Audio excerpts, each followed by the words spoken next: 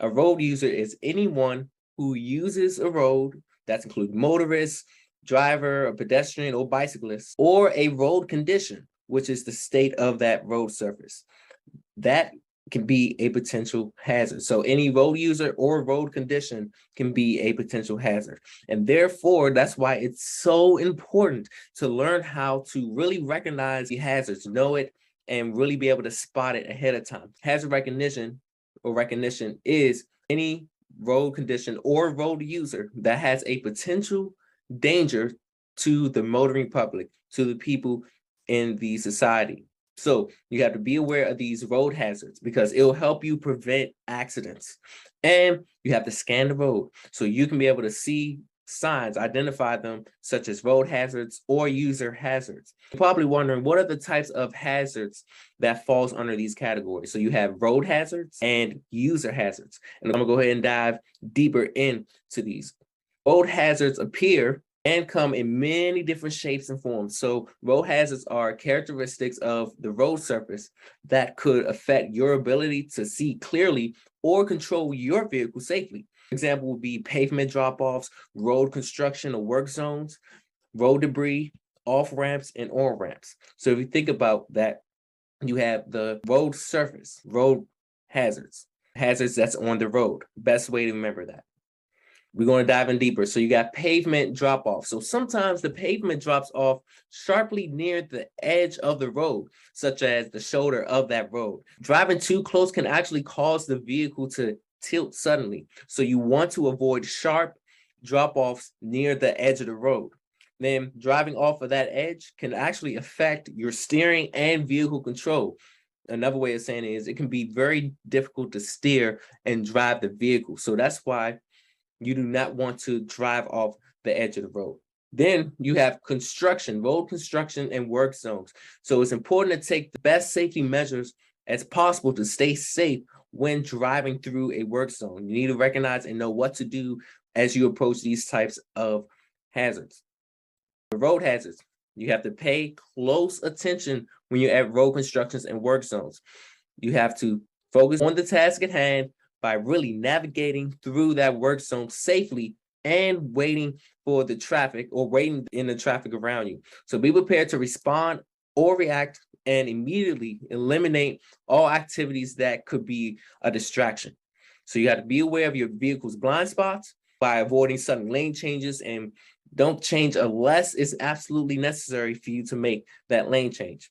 Then you want to watch and be open, look for signs. So usually construction, you'll see orange diamond shaped signs that's posted to give you a warning, a gentle reminder, letting you know the lane closes and the construction areas and the workers ahead. You will want to, if you're traveling through the same area frequently, lane closures and traffic patterns may change. That's why it's always important to not assume of the signs and to assume of where if the construction workers or if the roads are going to be the same, because most likely it'll be different. It's changing. They're working road construction. They're working building. So then you want to keep a safe distance when you're going in work zones. You want to use the lane furthest from the work zone whenever possible so you can be able to have that safe distance from the work zone and the equipment. Then don't speed. In order to not speed, you have to drive slowly because major costs of the states give hefty, large fines for speeding in work zones because speeding is one of the most main causes of work zone crashes. Also, do not tailgate by not driving too closely near a vehicle. So you want to maintain and keep a safe following distance by having plenty of room between the vehicles. So safety is key always. If you had a question or in doubt about safety or what you need to do, make safety the number one priority, and that will answer your questions. You also want to watch for and obey road crew flaggers.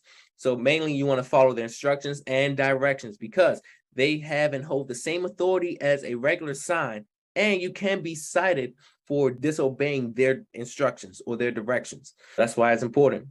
Then you have to be patient and pay attention to your surroundings and slow down. You also want to observe and obey all signs until you have extended the work zone, even if you don't see workers or equipment. Never just assume. Also, you want to plan ahead of time by keeping up with the latest road conditions for your areas of travel. And many states have websites that does keep drivers current and up to date with the latest road conditions. So all you have to do is just schedule plenty of time to make your trip and also take an alternate route or a different route if possible. That's part of planning ahead, being prepared. And then as far as road hazards, you have road debris. So debris or foreign objects can be a really major danger to tires and wheel rims. For example, it could be a box, a bag, tire debris, or etc. And it can also interfere with electrical and brake lines, and it could actually get caught between the dual tires of your vehicle. So you want to keep an eye out for objects in and on the road, and you want to spot them ahead of time so that way you can avoid them without making unsafe or sudden movements. You do not want to follow a vehicle too closely because that can lead to not seeing the debris early enough, and then it'll be too late for you to react to that hazard just because the vehicle has blocked your view. So now we're going to go to off ramps. So off ramps, believe it or not, can be dangerous, especially on freeways and turnpike exits. So you want to drive at least 5 miles under the speed limit, and the transition area of that weight or center of gravity of the load will increase the change of that potential rollover. Then you want to adjust your speed for the ramp surface. So exits that go downhill and turn at the same time, that can be dangerous as well because you're going downhill. So that's against you. And then that also makes it difficult as well to reduce your speed.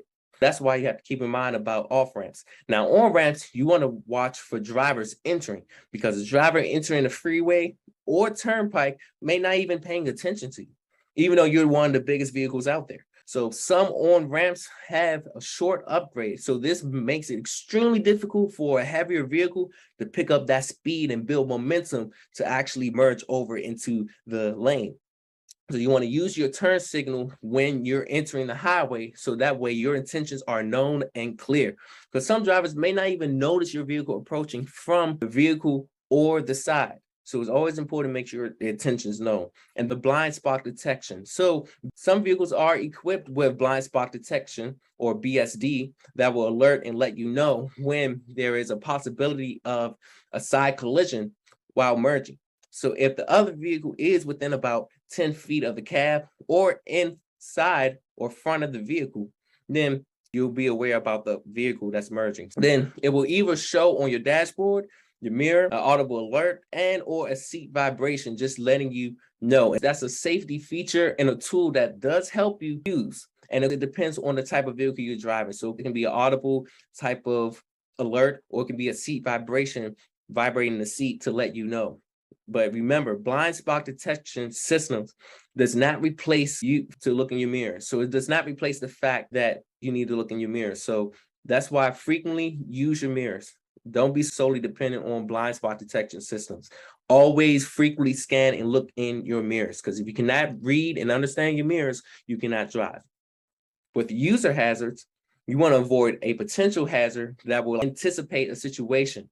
And that's key to really recognize and avoid any type of potential hazard. The following hazards could be in intersections, blocked vision, it could be parked vehicles, pedestrians, disabled vehicles, inattentive and distracted drivers, confused and impaired drivers, fatigued drivers, accidents, and railroad crossings. I'm gonna go ahead and dive further deeper into these user hazards. So at intersections, it may hide vehicles from your sight, and it may be even difficult for other drivers to see clearly because a driver may not have a clear view of the traffic, and it may pull into the intersection or roadway. That's why you always want to be prepared to stop.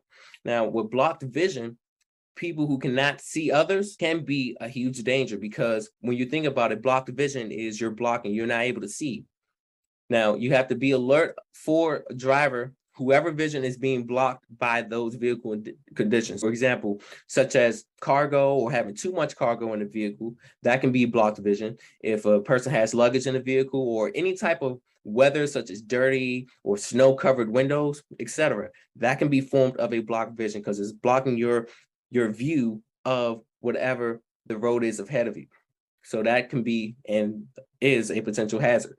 Parked vehicles is considered a hazard, because when it begins to pull into traffic, you have to be aware, because some vehicles just pull out of that parking space without blinking twice and pretending, and not even pretending, some of them don't even look to see that you are approaching and you are on the road. That's why you have to watch for movement inside a parked vehicle or movement of the vehicle itself, because that's an easy sign to show that somebody is inside or somebody's about to move that vehicle. So that's why you also want to keep an eye on brake lights, backup lights, exhaust that's coming out of the vehicle's tailpipe, or other clues that a driver is about to move. Maybe they're turning their head. Maybe they are looking in their mirror.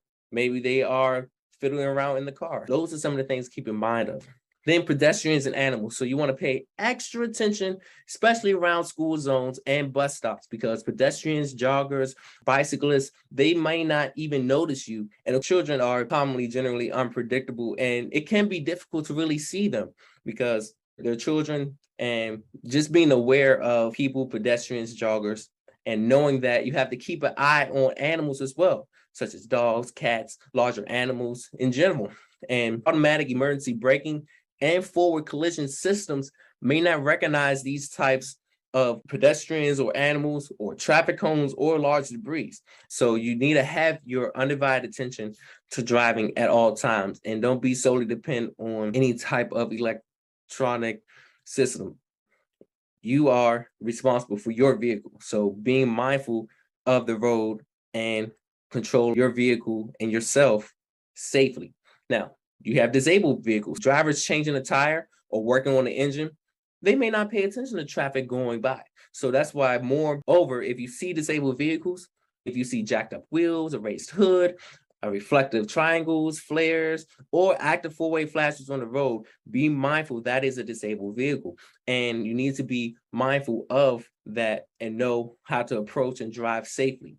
Then you have attentive, distracted drivers. So pay attention to where other drivers are looking. If their eyes are on to something or other than the road, such as texting, they're on their cell phone, they're eating, they're drinking, whatever they're doing, that they're not focused on the road, they're not attentive to actually driving on task, then that's how you can tell that they may not even see you. That's how you can tell and spot an inattentive or a distracted driver.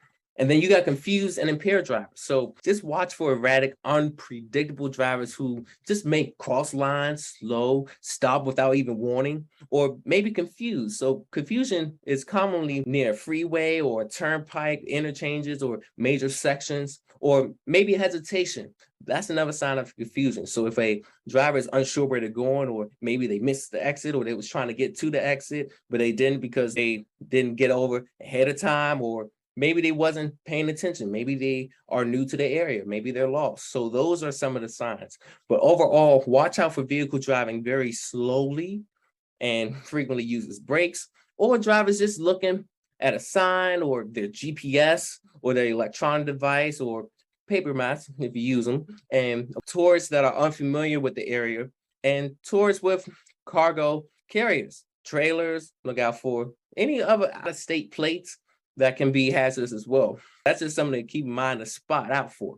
Now, fatigue drivers, they vary and change depending on their speed, and they can wander into different lanes.